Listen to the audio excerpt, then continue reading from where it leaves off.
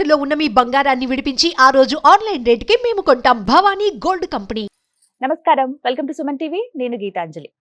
ఫిబ్రవరి 26వ తారీఖున మహాశివరాత్రి అండి. ఈ సందర్భంగా ఇంట్లో ఏ విధంగా మనం పూజను చేసుకోవాలి, ప్రత్యేకించి జాగరణ ఎలా ఉండాలి, అలాగే ఆ శివయ్య ఆరాధనలో మనం ఎలా ఉండాలి, ఆ స్వామిని ఎలా మనం ప్రసన్నం చేసుకోవాలి తెలుసుకుందాం. వివరించేందుకు ప్రస్తుతం మనతో పాటు ఉన్నారు లలిత ఉపాసకురాలు, లలిత పరివార సంఘ వ్యవస్థాపకురాలు డాక్టర్ అరుణ పేరి అమ్మగారు. వారితో మాట్లాడదాం. అమ్మ నమస్కారం. శ్రీమాత్రే నమః. శ్రీమాత్రే నమః. అమ్మ, శివరాత్రి చాలా విశేషం. మహాశివరాత్రి, ఏడాదికో శివరాత్రి అంటారు. ప్రత్యేకించి ఆ రోజున ఎలా పూజ చేసుకోవాలి అంటే జాగరణ ఉంటాము, అలాగే ఉపవాసం ఉంటాము, కానీ నియమంగా ఈ పని ఖచ్చితంగా చేయాలి, ఇలా శివరాత్రి జరుపుకుంటే చాలా మంచిది, ఆ శివయ్య అనుగ్రహం ఉంటుంది అని అలాంటి నియమాలు ఏమన్నా ఉన్నాయమ్మా? ఏ విధంగా మేము శివరాత్రిని జరుపుకోవాలో వివరించండి. తప్పకుండానమ్మా, మనకు వస్తోంది శివరాత్రి. అవును, త్వరలోనే వస్తోంది. అవును. శివరాత్రి, దీన్ని మనం లింగోద్భవ టైం అంటాం కూడా. రాత్రి 12 గంటల టైంకి లింగోద్భవ టైం అని కూడా అంటాము.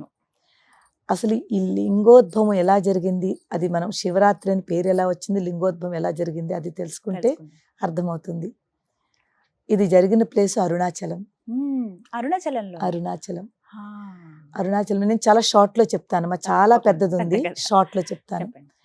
బ్రహ్మ విష్ణు వాళ్ళిద్దరిలోనూ నేను గొప్ప అంటే నేను గొప్ప అని వాళ్ళిద్దరిలో ఒక ఇది వస్తుంది అనమాట. నేను ముందు, నేను క్రియేటర్ని కదా, నేను ముందండి బ్రహ్మ అనుకుంటాడు. విష్ణు అనుకుంటాడు నేనే బ్రహ్మగారిని తీసుకొచ్చాను కదా, అంటే బ్రహ్మగారు విష్ణు నాభి నుంచే కదా వచ్చి ఉద్భవించారు. వాళ్ళిద్దరి మధ్య తర్కం జరుగుతూ ఉంటుంది. తర్కం జరిగితే వాళ్ళు శివుడి దగ్గరికి వచ్చి వాళ్ళు ఎవరు గొప్ప అని శివుడిని మధ్యలో పెట్టి శివుడే చెప్తాడు అనుకుని వాళ్ళు అక్కడికి అడగడానికి వస్తారు. శివుడు ఏమీ మాట్లాడకుండా నవ్వి వాళ్ళిద్దరి మధ్యన ఒక చిన్న కాంపిటీషన్ పెడతారు. వాళ్ళిద్దరి మధ్యన బ్రహ్మగారికి అంటారు, నువ్వు పైకి ఊర్ధ్వలోకంలోకి వెళ్ళి ఒక లింగం ఆకారంలో ఆ పైన ఎక్కడి వరకు ఆ లింగం ఉంది, ఎక్కడ స్టార్ట్ అయిందో అది చెప్పాలి, స్టార్టింగ్ పాయింట్ చెప్పాలి. విష్ణుకి ఎండింగ్ పాయింట్ చెప్పమని కిందకి పంపిస్తారు, అధోలోకాలకి అంటే పాతాళ లోకాలకి. ఇద్దరిని పంపించి ఎవరు అది కనుక్కుని వచ్చారో దాని తర్వాత నేను చెప్తాను ఎవరు గొప్ప అన్నది. బ్రహ్మగారు పైకి వెళ్తారు, విష్ణు కిందకి వెళ్తారు, అలాగ తిరుగుతూ ఉంటారు. విష్ణుకైతే ఎక్కడా ఇంకా ఎంత వెళుతున్నా కిందకే వెళుతోంది ఆ లింగము. బ్రహ్మగారు కూడా ఎక్కడా స్టార్టింగే కనిపించట్లేదు. కానీ బ్రహ్మగారు అనుకుంటారు, తన తెలివి ఉపయోగిస్తారు. అక్కడ ఒక ఆవు కనిపిస్తుంది, ఒక మొగల పువ్వు కనిపిస్తుంది. వాళ్ళు అనుకుంటారు ఇక్కడ ఏదో ఉంది కాబట్టి వీళ్ళకి తెలుస్తుంది, ఈ స్టార్టింగ్ పాయింట్ ఇదేనా అని చెప్పి వాళ్ళు తెలిసే ఉంటుందని ఆవుకి మొగల పువ్వుకి అడిగితే వాళ్ళు పాపం ఏమి రెస్పాన్స్ ఇవ్వరు. వాళ్ళకి తెలియదు, నిజంగా వాళ్ళకి తెలియదు ఎక్కడ నుంచి స్టార్ట్ అయిందో. కానీ బ్రహ్మగారు వాళ్ళకి ఒక సజెషన్ ఇస్తారు, నాతోటి మీరు రావాలి, మీరు వచ్చి నేను వాళ్ళతో శివుడితో చెప్తాను, నేను చూశాను అని చెప్తాను, మీరు తల ఊపాలి, ఓకే అని ఒప్పుకోవాలి. బ్రహ్మగారు కదా వాళ్ళు అంటున్నారని అయితేనని మొత్తం ముగ్గురు వస్తారు. వచ్చిన తర్వాత శివుడు అడుగుతారు, నాయన స్టార్టింగ్ పాయింట్ కనిపించిందా అని. బ్రహ్మగారు ఆహా నేను చూశాను, ఇదిగో సాక్ష్యాలకి ఇద్దరు ఉన్నారు ఇక్కడ, మొగల పువ్వు ఉంది, వీళ్ళు సాక్ష్యం ఉన్నారు అని చెప్పి శివుడు వాళ్ళ కేసు చూసి మొగల పువ్వును నువ్వు చూసావా అంటే అది ఒప్పుకుంటుంది. ఆవును అడుగుతారు, ఆవు తల నుంచి ఓకే అంటుంది, తోక వెనకాల కాదు అంటుంది. వెనకాల తోక కాదని నో అని చెప్తుంది. అప్పుడు శివుడు బ్రహ్మగారికి శాపం ఇస్తారు, నువ్వు అబద్ధం చెప్తున్నావు, నీకు స్టార్టింగ్ పాయింట్ కనిపించలేదు, కానీ వీళ్ళిద్దరిని సాక్ష్యం తీసుకొచ్చి నువ్వు వీళ్ళ చేత కూడా అబద్ధం చెప్పించావు. అందు గురించి బ్రహ్మగారికి 5 తలలు ఉండేవి, 5 ముఖాలు ఉండేవి. అందులోంచి ఒక ముఖాన్ని కట్ చేసేస్తారు, 4 ఉంటాయి అనమాట, అందుకే చతుర్ముఖ బ్రహ్మ. అలాగా అక్కడ బ్రహ్మగారికి పనిష్మెంట్ దొరికింది.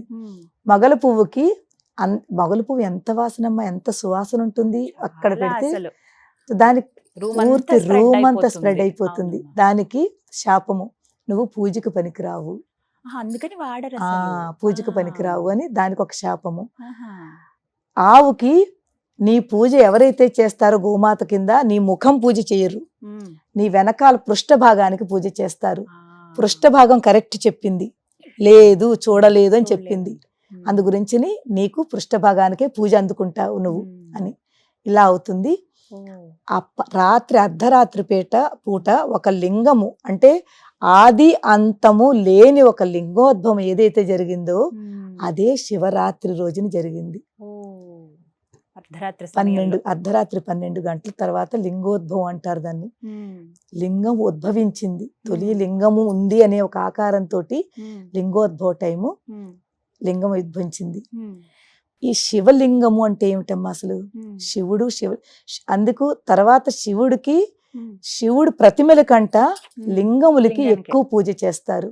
మిగిలిన దేవుళ్ళకి మూర్తులకి వాళ్ళ యొక్క మూర్తి ప్రతిమలకి పూజ చేస్తాం మనం, వాళ్ళ విగ్రహాలకు పూజ చేస్తాము. అమ్మవారైనా విష్ణువైనా రాముడైనా విగ్రహారాధన, కానీ శివుడికి లింగారాధన, దానికి ఎక్కువ ప్రాముఖ్యత. ఎందుకు తెలుసమ్మా? లింగానికి మీరు ఇది ఫ్రంట్, ఇది బ్యాక్, ఇది రైట్, ఇది లెఫ్ట్ అలా ఏం కనిపించదు. అంతా సమానమేవు, అంతా శూన్యములో ఉంది. అది అర్థం చేసుకోవడానికి లింగం అన్నమాట.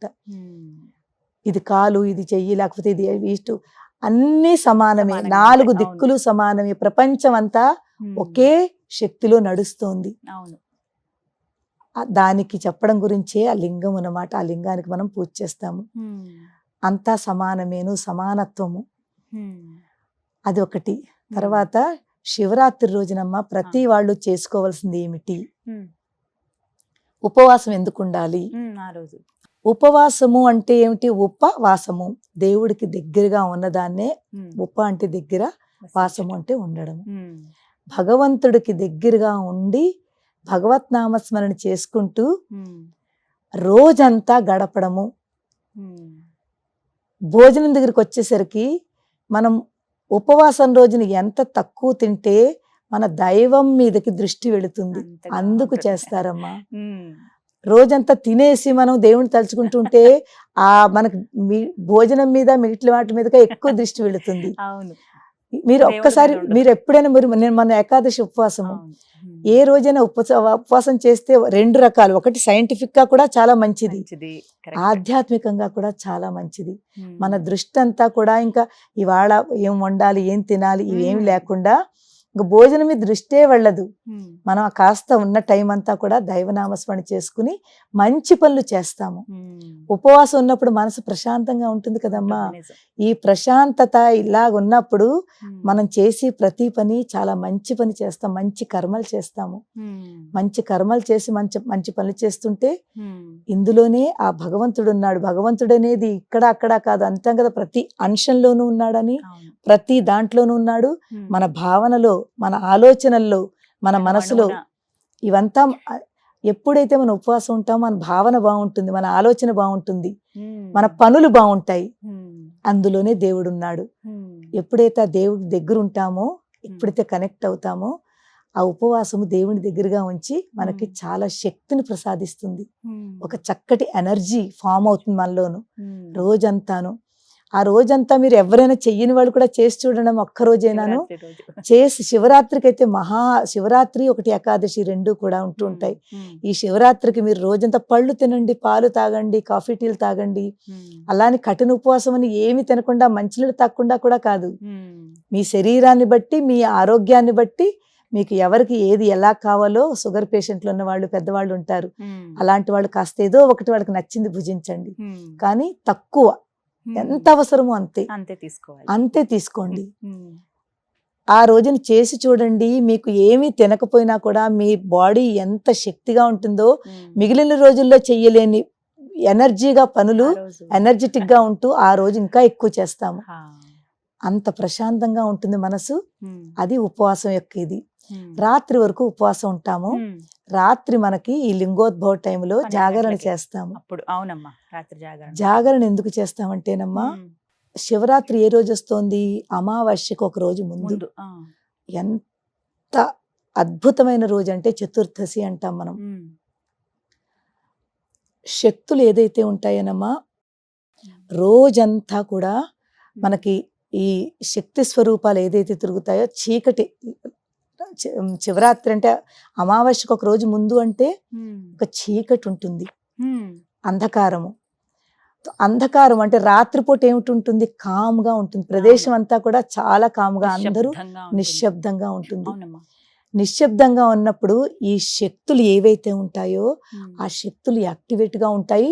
అమావాస్యకు ఒక రోజు ముందు, ఈ శివరాత్రి రోజుని ఉమ్.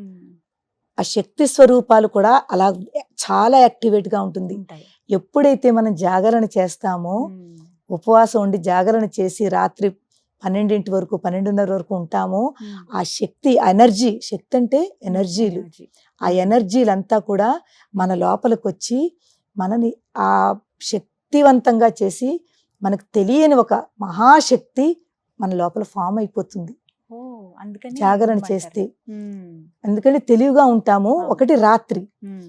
ఆ ప్రశాంతతలో ఉన్న శక్తులన్నీ కూడా ఉమ్. మన లోపలికి చోటు చేసుకుంటాయి. ఉమ్. ఇప్పుడు పూర్తి చీకటి ఉన్నప్పుడు ఒక్క చిన్న దీపం వెలిగించండి, ఉమ్. మనకు ఎంత కాంతివంతంగా, ఎంత ప్రకాశము. ఆ శక్తులు మనలో ఉమ్. ఆ ప్రకాశ రూపంలో ఒక జ్ఞానోదయం మనకు జరుగుతుంది. ఉమ్. మనలో ఉన్న జ్ఞానము ఇంకా మనం పెంచుకుంటున్నాం. ఉమ్. ఒకటి ఉపవాసము, 2 దైవనామస్మరణ, ఉమ్. 3 మంచి భావన, మంచి పనులు, మంచి ఆలోచనలు. ఉమ్. ఇవన్నీ కలిసి ఉమ్. రాత్రి ఎప్పుడైతే ఈ శక్తి స్వరూపాలు మన లోపలికి తీసుకుంటున్నామో, ఉమ్. అది మనకి ఎంత మన శరీరానికి చాలా చాలా మంచి జరుగుతుంది. ఉమ్. చాలా ఆనందంగా ఉంటాము. తర్వాత దైవీపరంగా దేవనామస్మరణ చేసుకుని ఉమ్. శివుడికి దగ్గర అవుతున్నాము, ఉమ్. ఎంతో దగ్గర అవుతున్నాం. ఆ లింగోద్భవ టైంకి మనం ఉన్నాము అంటే ఉమ్. ఆ లింగోద్భవం యొక్క దర్శనము మనం చేసుకుంటాం. అందుకే వేదమంత్రాలతోటి మనం